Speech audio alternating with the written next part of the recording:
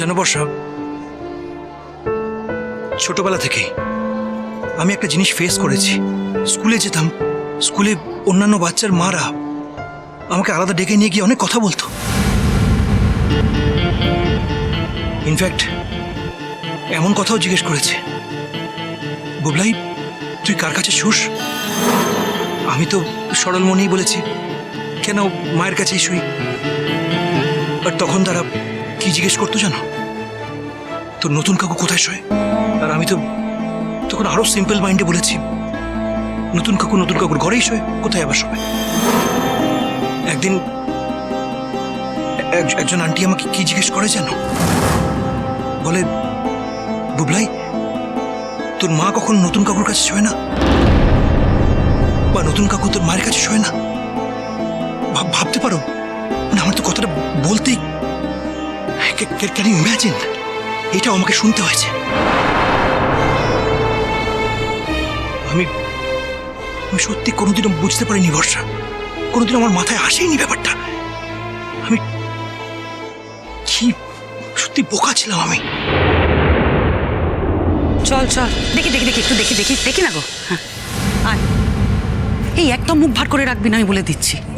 তোর কিচ্ছু হয়নি, এটা মনে রাখবি। বলছি প্লুটো বাড়ি চলে গেছে জানিস? খবরটা পেলাম, জানি না ঠিক, ওর বাবা মাও বোধহয় জানে না। যেখানে খুশি যাক, আমি কি করবো জেনে? না বলছি এরপর তো এটা নিয়েই চলবে। তুই দেখ না, আজকে ওই প্লুটোর মা আর মোয়ের মা এই ব্যাপারে যদি ওদের সাথে আমি কথা না বলেছি না, আমার নাম নেই। পিসিমণি তুমি কথা বললে ওরা সেই আমার ঘাড়েই দোষ চাপাবে। এই শোন, আমার সাথে না পেরে উঠবে না রে, জানিস তো অত সহজ নয় মিঠি।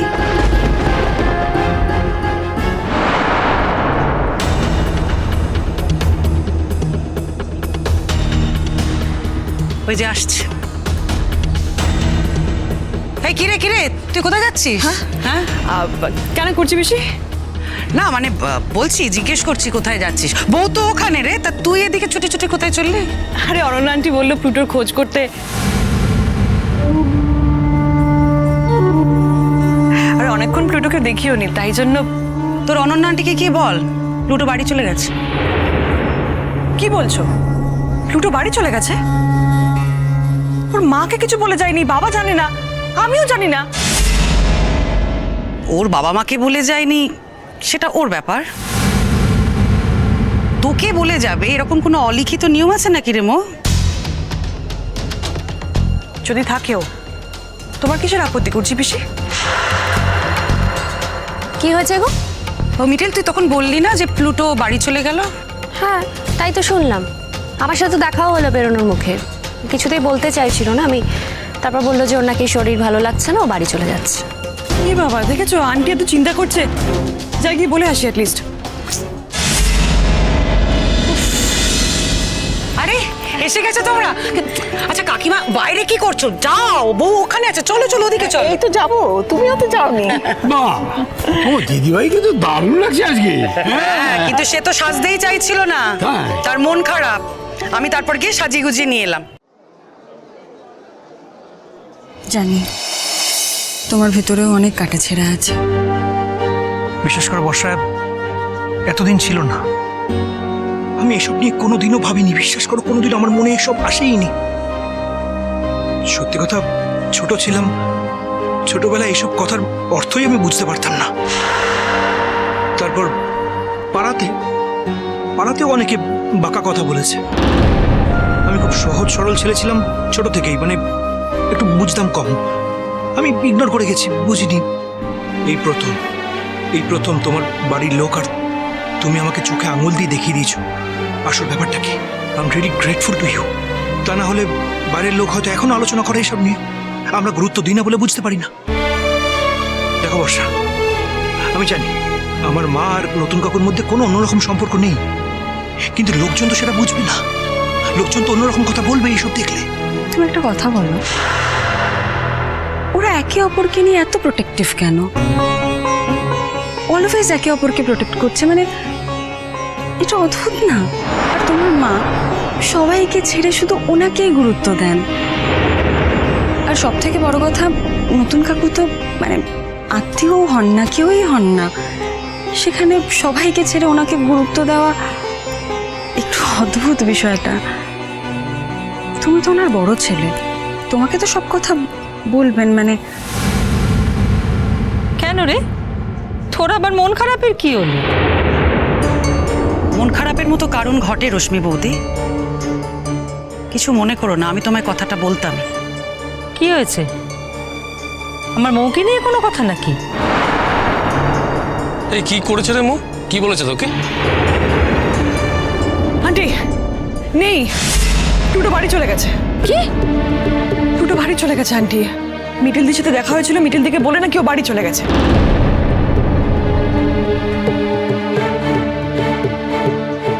এত বড় সাহস, আমাকে না জানিও বাড়ি ওকে ফোন করেছিস? ফোন তো করেই যাচ্ছে, কিন্তু ফোনটা ধরলে তো। আর ওদিকে বাইরে তো গোল টেবিল বৈঠক বসেছে। কিরকম? টুটোর খোঁজ করছিলাম না, কুর্চি বেশি আমাকে ট্যাকস ট্যাকস করে কথা শোনালো জানো। আর মিঠিও আছে। আমি তো চলে আসলাম তোমার কাছে খবরটা দিতে। চল তোমার সঙ্গে চল, তোকে কি এমন ট্যাকস ট্যাকস কথা শোনালো আমার সেটা জানতে হবে। আর তাছাড়া আমার ছেলের ব্যাপারে ওদের এত কি আগ্রহ আমি তো বুঝতে পারছি না। চল তো আমার সঙ্গে চল, কি বলেছে দেখি। আয়, এই তো। আচ্ছা কুর্চি, তুমি নাকি মৌকে অনেক কথা শুনিয়েছো আমি আমার ছেলেকে খুঁজছি বলে। আমার ছেলেকে নিয়ে তোমাদের কিসের এত ইন্টারেস্ট আমি না সত্যিই বুঝতে পারি না। প্লুটো তো আমার ছেলে বলে জানি, তার খোঁজ আমি কাকে দিয়ে করাবো সেটা কি? এই কি হয়েছে রে, আমাকে ব্যাপারটা খুলে বলতো। আজকে একটা বিয়ে বাড়ির অনুষ্ঠানে এসেছি, এখানে কোনো ঝামেলা না হয় ভালো। ঝামেলা না করাটা তো শুধু আমাদের উপর নির্ভর করে না কাকিমা। ঝামেলা যদি হয় তাহলে সেই ঝামেলাটা থামাতে গিয়ে আর একটা ঝামেলা হতেও পারে। শোনো রশ্মি বৌদি, তোমাকে না একটা ব্যাপারে আমি সাবধান করে দিচ্ছি। হ্যাঁ, মৌ তো এখানেই রয়েছে, ওর সামনেই কথাটা বলছি। ও তো আমাদের বাড়ির মেয়ের মতোই, ওর আচার আচরণ ভালো লাগে না, ওকে একটু সংযত হতে বলো।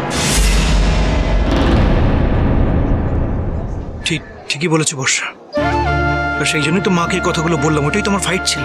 শোনো, আমি জানি না এই অনুষ্ঠান বাড়িতে তোমাকে এই কথাগুলো বলা উচিত হচ্ছে কিনা, এখনো অনুষ্ঠান শেষই হয়নি, কিন্তু তাও বলছি, এই সব কিছু মিটে গেলে তোমরা নতুন কাকুকে বলো উনি যেন নিজের মতন থাকেন।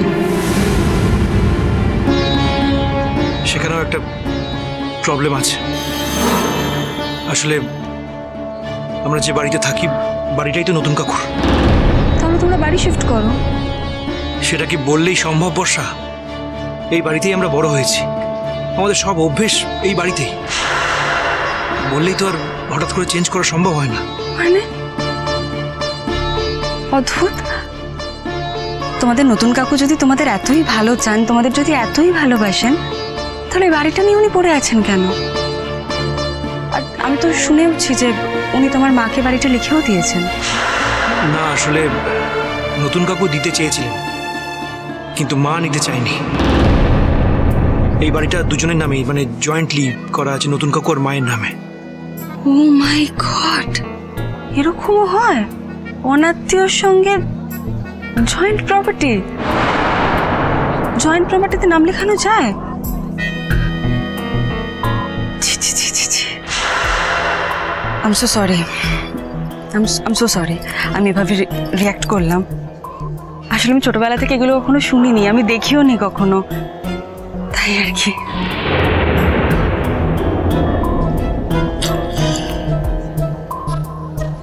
সরি, কিছু মনে করো না। বর্ষা, অনেক আত্মীয় স্বজন আসছে তো, এখন এসব কথা থাক। অলরেডি আমার মুডটা অফই ছিল, আবার অফ হয়ে যাবে। সো প্লিজ পরে এ নিয়ে আলোচনা করবো আমরা। দেখো বর্ষা, আমি আজকে সন্ধ্যাটা মাটি করতে চাই না। এই দিনটা তো আর জীবনে বারবার আসবে না, বুঝতেই পারছো, একবারই। আই এম সো সরি, আমারই এখন বলাটা উচিত হয়নি, প্লিজ রাগ করুন। I am so sorry. চিরসখা হে